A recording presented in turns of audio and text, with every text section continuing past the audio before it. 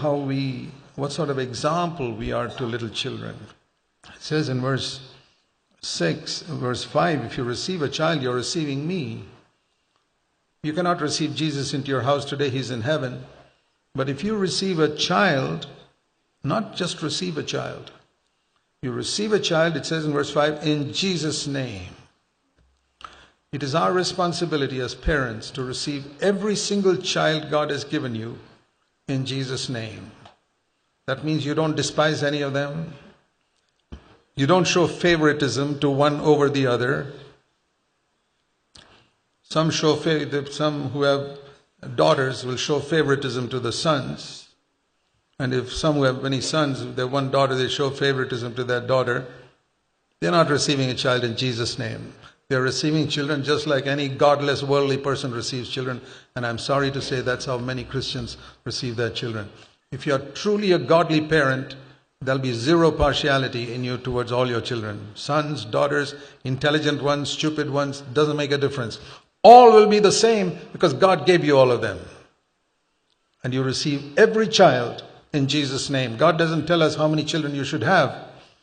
But if you do have a child, whether it's 1 or 10, you receive them in Jesus' name.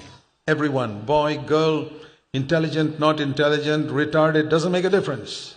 You receive that child in Jesus' name and say, that is like Jesus coming into my house. And you will treat every one of that children like Jesus. That's what it means. And if you do that, you'll have Jesus living in your house. People wonder, how can I have Jesus living in my house? I'll tell you, one simple way, first step, receive every child God has given you in Jesus' name. That doesn't mean you don't have to discipline them. That is not Jesus himself. He doesn't say that is Jesus, that's a child. But I receive that child in Jesus' name. And therefore I want to train that child to bring him up to serve God and to fear God and to live for him. And so I have to discipline. I've got to love him, correct him, lead him right, or lead her. All right, that's important. And then it says in verse 6, be careful that you don't cause any of them to stumble. That means something they see in your life will cause them to stumble. What are the things that can cause a child to stumble? What they see in your home. Not that this is a small house with only one bedroom. That will never cause any child to stumble. You can teach that child that having a big house and wealth is not the most important thing. What are the things that cause a child to stumble? It is the behavior of its parents, the way they behave with each other, and the way they behave towards the child. You can rule a child like a tyrant, like a dictator. You better listen to me. Does God rule you like that? Does God rule you like a dictator saying, you better listen to me, otherwise I'll teach you a lesson? Have you ever heard God speak to you like that? I'd run away from such a God. We are to represent God to our children. And we must not speak to our children in any way God doesn't speak to us. And God rebukes us, sure. If you haven't heard a word of rebuke from God, you haven't heard him at all. I hear rebukes from God constantly. So it's perfectly right to discipline and correct and rebuke our children, but not as a tyrant or a dictator, but as a loving father would do. But the way we speak to our children can stumble them. And also, above more than that, the way they see you talking to your wife, or you as a wife talking to your husband. They watch that. They see something and they can stumble over that. When they're 1 year old, they don't understand. Maybe even when they're 2 years old, they understand. But by the time they're 3 years old, they begin to understand. They begin to understand the tone of your voice. And if you cause a child to stumble, Jesus said, it is better to take a heavy millstone, verse 6, and hang it around your neck and go and be drowned in the depth of the sea. He didn't say a millstone. Please notice, Jesus is very careful. You know what a millstone is? These are heavy stone things in which they grind.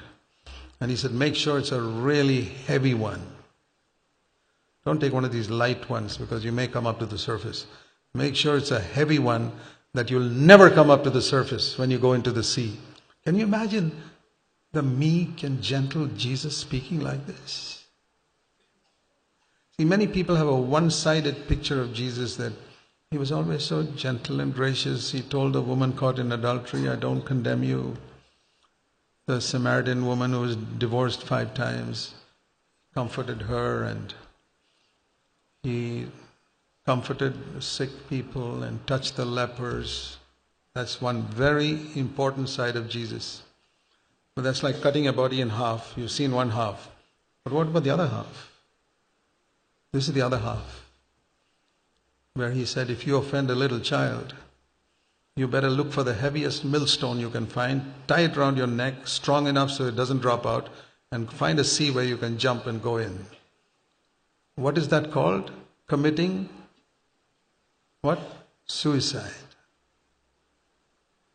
Did Jesus ever ask people to commit suicide? I know he told people to pluck out the eye, that's not suicide.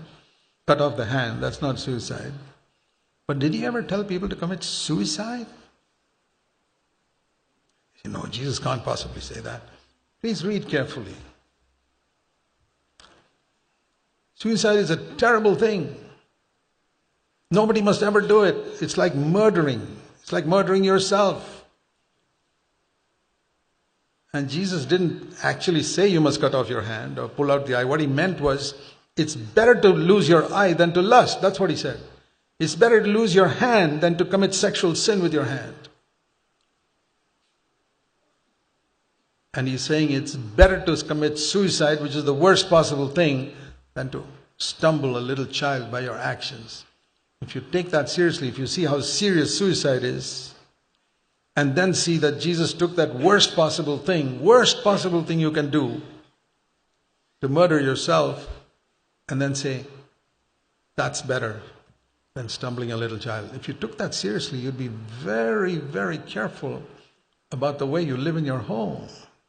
You'd be very, very careful about the example you set in your home, and how you behave, how you talk, and how your children see you handle money, or how they see you speak about other people at the dining table, about other people who are not with you.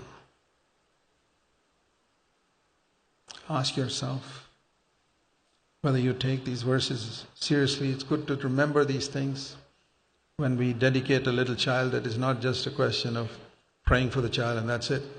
No. This child is going to grow up in a home, and the parents have to make sure that they don't stumble it. And all of us who have children, it's a good time to think about that at this time.